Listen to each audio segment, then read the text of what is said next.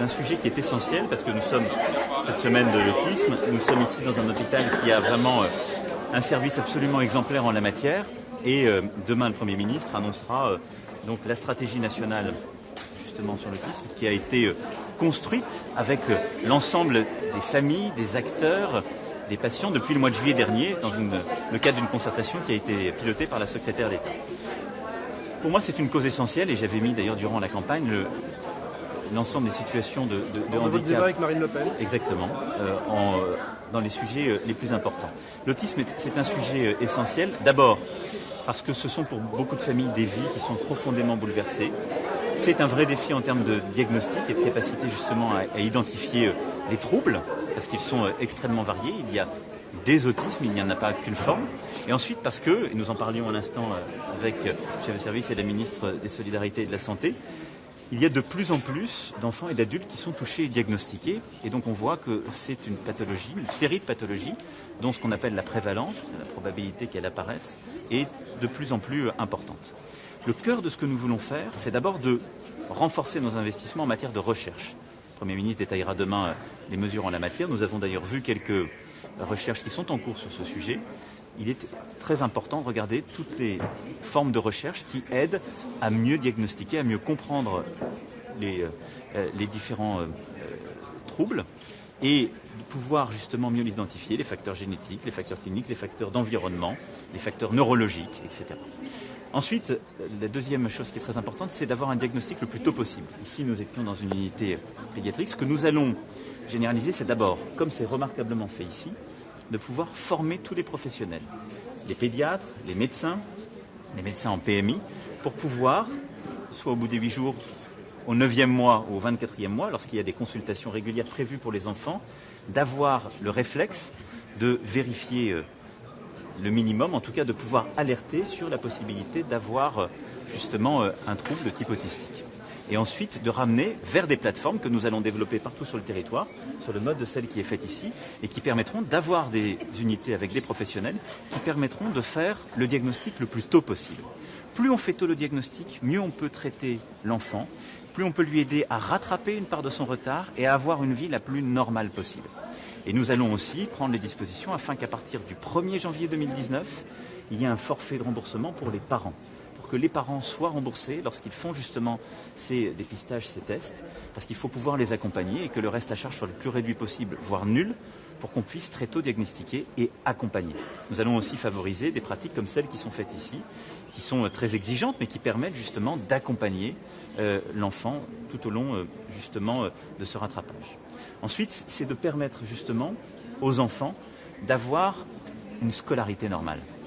Et donc, je souhaite que cette génération qui va justement, cette génération 2018, qu'on pourra dépister le plus tôt possible, ce soit la génération qui puisse rentrer à l'école maternelle à 3 ans en 2021. Et qu'on arrive à faire rentrer tous les jeunes enfants autistes ou souffrant d'un trouble ou d'une pathologie d'une neurodégénérescence puissent être scolarisés, soit dans des unités spécialisées, soit avec une auxiliaire de vie scolaire, mais qu'elles puissent déjà intégrer une école normale.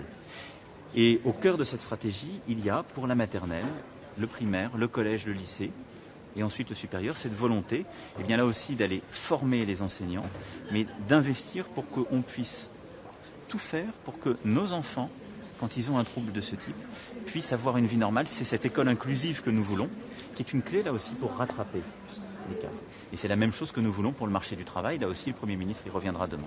Et puis enfin, c'est d'aider les familles. Nous l'avons vu en parlant longuement aux parents. Les parents sont d'ailleurs des acteurs de tous les efforts qui sont faits pour que le retard soit rattrapé, sont des acteurs au quotidien essentiels avec les soignants. Et je veux saluer ici l'engagement vraiment de toute l'équipe soignante qui a d'ailleurs mis les parents au centre et au centre du traitement.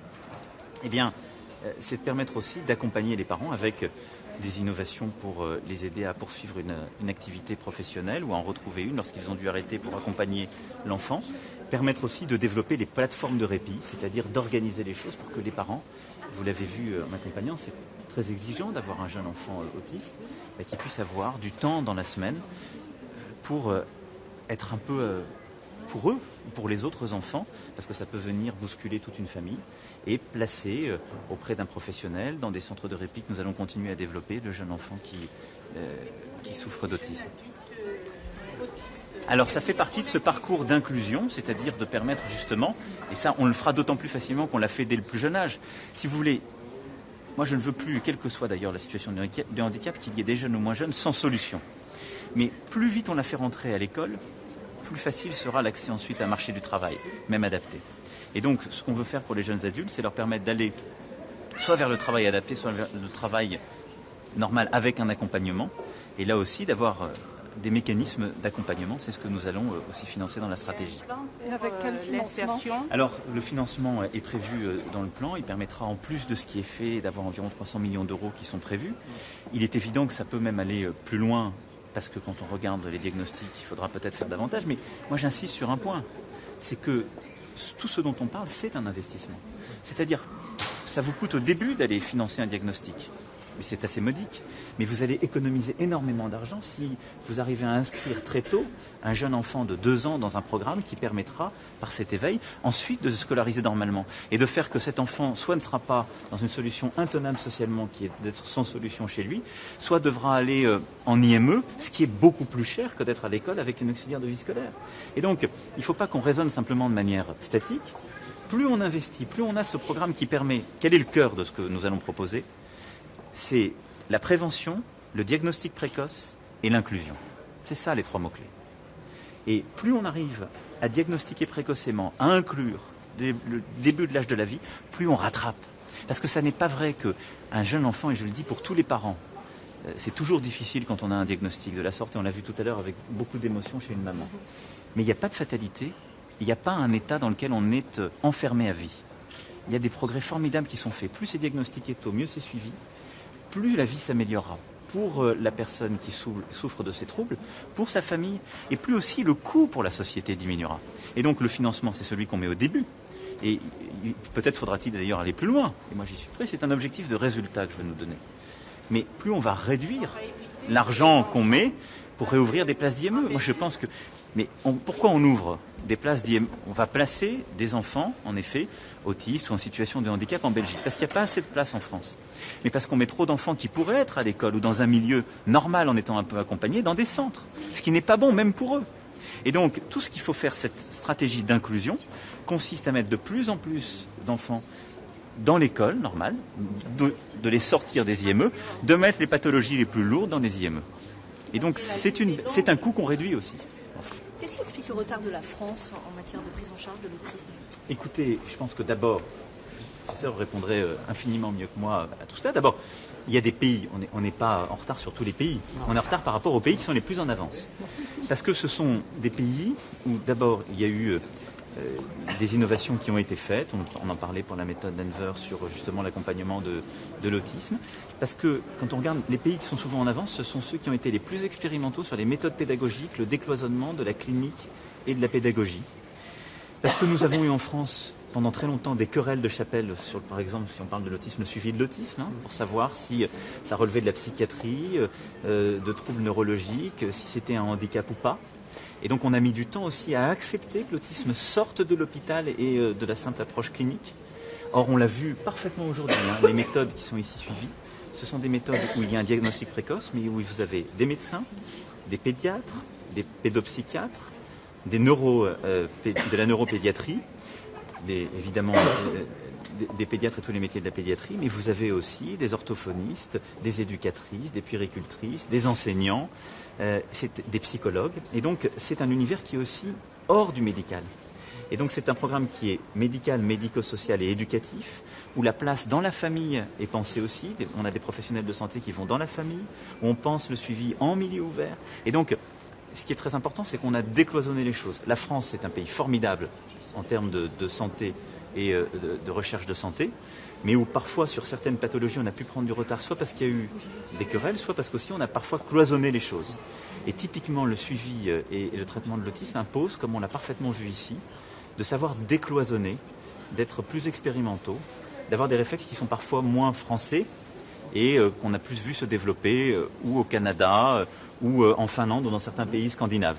C'est aussi ça ce que nous sommes en train d'apprendre. C'est exactement d'ailleurs la même logique que nous mettons en œuvre sur le suivi de la petite enfance, la stratégie de prévention de la pauvreté que prépare la ministre, ou de l'entrée dans l'école, comme je l'ai évoqué, pour l'école maternelle, où il faut repenser le dedans-dehors de l'école et pas forcément cloisonner les temps.